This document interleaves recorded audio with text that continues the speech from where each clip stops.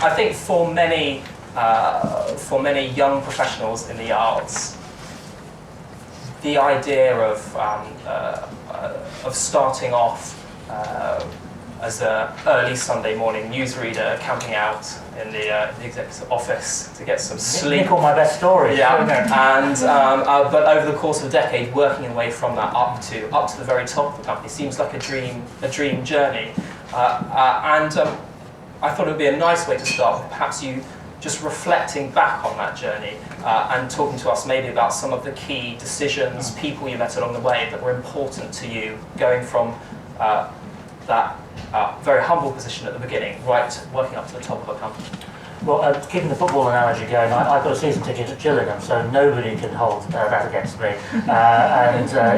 We don't have the glory of international players. We just turn up. In fact, if you turn up early enough, you might even get a game.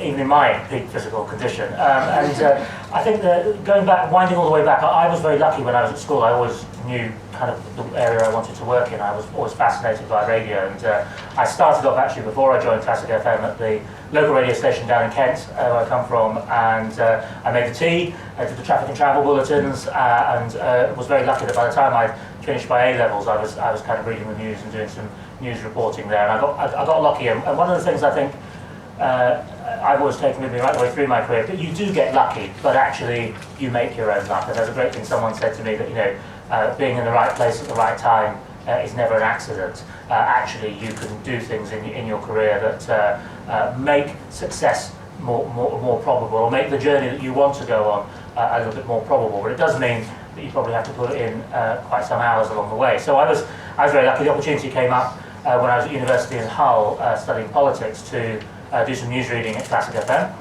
So I used to come down on the train from Hull, do the news reading on a Sunday afternoon, sleep on the then chief executive's sofa in his office. He never knew, but it always smelt a bit fun on a Monday morning. I would get the 5 o'clock train back up from London to Hull every week on a Monday morning. So I was putting in the hours, and when I was in the university holidays, I was freelancing, reporting, producing, doing things. So I was actually spending a lot of time getting a lot of hours in, but actually doing it in a paid way. So it was a job that helped me sort of pay my way through university. And I was very lucky when I then left university that I was offered a job as an overnight newsreader. I came to London. I hadn't lived in London. I didn't know anybody in London.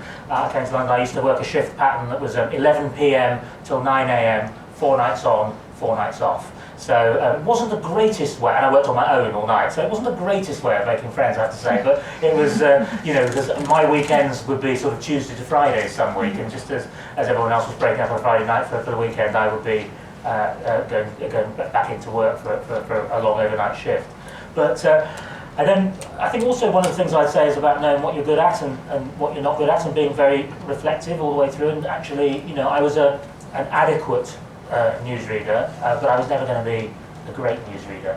I actually liked producing, so I actually moved a couple of desks towards the window and became a producer. And then after that, started to work my way up through a management structure within Classic FM. I was actually working originally for ITN at Classic because they provided the news service. And then I became a producer, program editor, and then I became head of news. And then I was in 1999, I became managing editor, so I was responsible for all of the programming output on the radio station. And then in 2004, I took over the rest of the business. And other things I've done along the way, I spent a long time, slightly worryingly, I probably spent longer working at Classic FM than some of you have actually been on this planet, I would suspect. Who here is under the age of 23? I hate you. So I was 23 years at Classic FM, so it's a long time.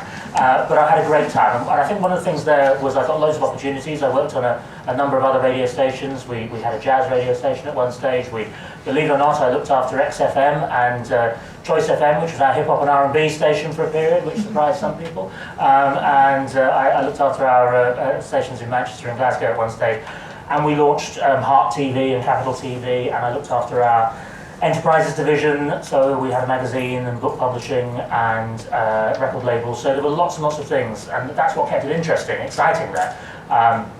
because really I didn't just do one job at all. And commercial radio in that period went through a huge set of changes, and we were being bought and sold by a lot of companies. And actually, as a corporate entity, before commercial radio became part of big companies like Global or Bauer, it was quite an uncertain world. We were listed on a stock exchange, and if there wasn't, there were advertising recessions. If there wasn't money coming in through the door, it was quite a tough place to be.